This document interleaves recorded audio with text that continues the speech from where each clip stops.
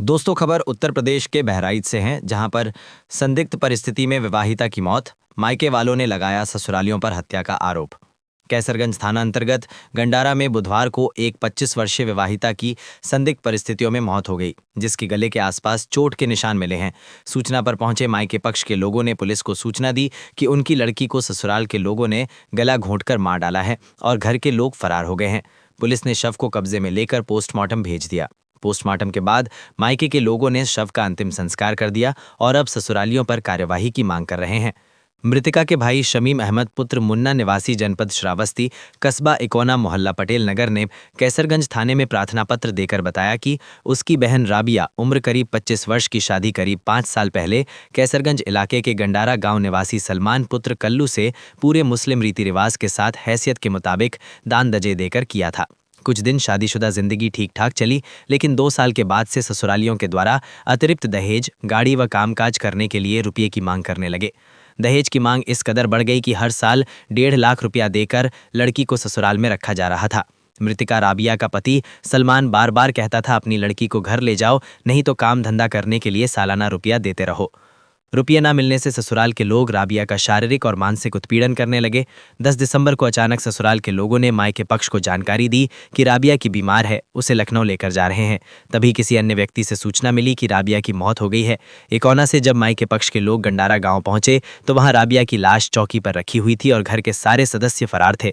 कुछ लोग मिलकर राबिया को मिट्टी देने जा रहे थे। तभी मायके वालों ने देखा कि उसका गला सूजा हुआ है और चोट के निशान है। मायके वालों को संदेह हुआ और उन्होंने पुलिस को सूचना दी, जिसके बाद पुलिस ने शव को कब्जे में लेकर पोस्टमार्टम कराया और बॉडी मायके वालों को सौंप दी।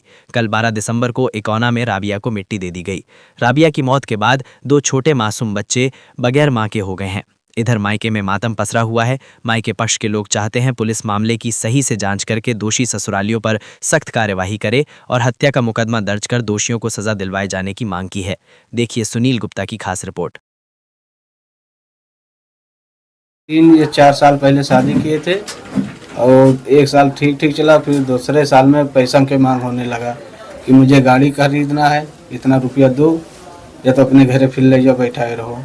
फिर उसके बाद मैंने 6 महीना के बाद कहा था 1.5 लाख रुपया दिया। फिर उसके बाद वो दारू शराब पीने लगा, कहा थे अय्याशीबाजी करने लगा। फिर उसके बाद में कहा तो कुछ दिन के बाद फ़ोन आया कि अपने बहन को ले जाओ। तो मैं बोला कि कितना बार बार ले जाऊँ और लेके आऊँ फिर करने। फिर उसके बाद में कहा थे कल फ़ोन आई 10 तारीख को कि अपने बहन का, तेरे बहन के सीरियस ज़्यादा है।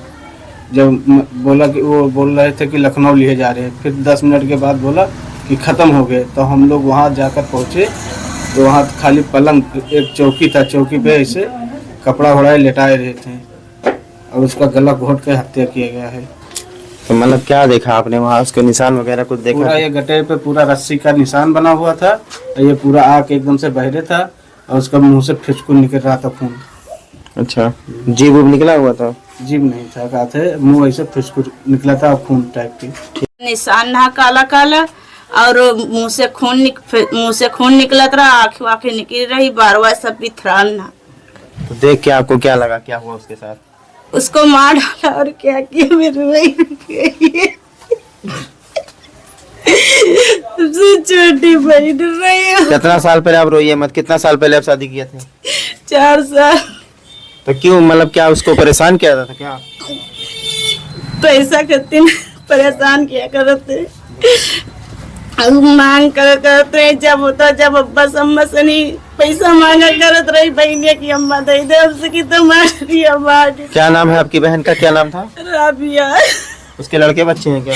2 बच्ची है। तो मतलब किन लोगों के ऊपर आपको शक है, किसने क्या कर दिया, नाम बताइए। उनके सास ससुर और नंद, दामाद उसका वहाँ क्या कर रहा, वहीं रहता क्या? वहीं ज्यादा क्योंकि हुए ही रहा था।